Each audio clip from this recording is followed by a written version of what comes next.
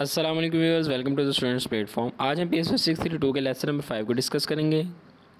चार पहले लेसन जो हमने इसकी हिस्ट्री के बारे में डिस्कस किए, मैंने आपको बताया था कि जो लेसन हैं हिस्ट्री के related subjective as such important नहीं है उनके अंदर, लेकिन MCQs जो हैं वो जो मैंने हाईलाइट किए हैं वो बहुत ज़्यादा इंपॉर्टेंट हैं, उनको याद रखिएगा।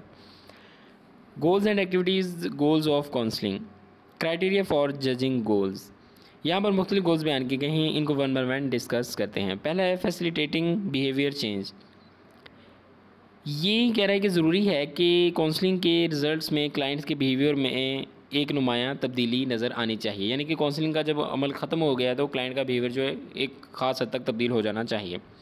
एनहांसिंग कोपिंग स्किल्स, काउंसलिंग में क्लाइंट को मुख्तलिफ कोपिंग स्ट्रेटजी सिखाई जाती हैं, इनको इस काबिल बनाया जाता है कि वो हालात का सामना कर सकें। प्रमोटिंग डिसीजन मेकिंग, काउंसलर अपने क्लाइंट्स के लिए ख़ुद से डिसीजन नहीं बनाते, बल्कि वो इस काबिल बनाते हैं उनको कि वो अपने डिसीजन जो हैं वो ख़ुद से ले सकें। काउंसलर ये नहीं उनको बताता कि भाई आपने ये करना है, बल्कि वो इनको इनक्रेज करते हैं इस बात पर कि वो खुद से समझ सकें कि उन्हें क्या करना है। इम्प्रूविंग रिलेशनशिप, हम अपना ज़्यादातर वक्त लोगों के साथ इंटरेक्शन में गुजारते हैं, लेकिन इसके बावजूद इंटरेक्शन के मुतल्लिक़ मसाइल आते हैं। ये आमतौर पर पेरेंट चाइल्ड रिलेशन पर भी डिपेंड करता है। इनसिक्योर पेरेंट्स बच्चों से मुख्तलिफ तरीके से इंटरेक्ट करते हैं। जब वो बच्चे बड़े हो जाते हैं तो दूसरे लोगों से इंटरेक्ट करने में इन्हें मसाइल आते हैं। फैसिलिटेटिंग द चाइल्ड्स पोटेंशियल, अगर क्लाइंट का पोटेंशियल बढ़ा दिया जाएगा तो वो ज़्यादा बेहतर तरीके से कोप कर सकेगा और बेहतर तरीके से लोगों से इंटरेक्ट कर पाएगा। Qualification and training of counselor, 3 levels हैं क्वालिफिकेशन के, फर्स्ट, सेकंड और थर्ड।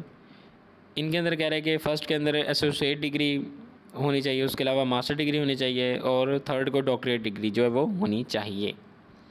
डॉक्टरेट डिग्री जो है 180 डेज़ ट्रेनिंग जो है वो 180 ट्रेनिंग इंस्टीट्यूशंस जो हैं वो USA के अंदर और कनाडा के अंदर पाए जाते हैं, मौजूद हैं, जहाँ पर डॉक्टरेट डिग्री दी जा रही है।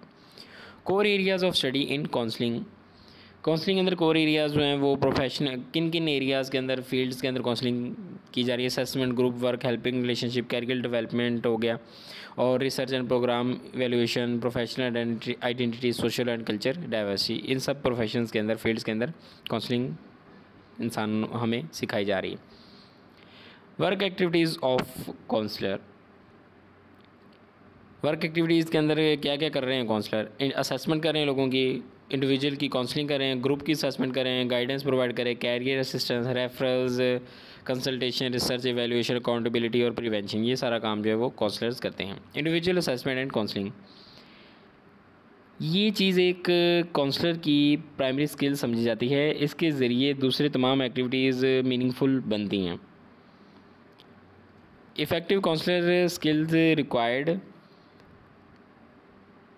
इसके अंदर training, skills, certain personality traits, counselling will suffer from credibility unless counsellor exhibits core traits.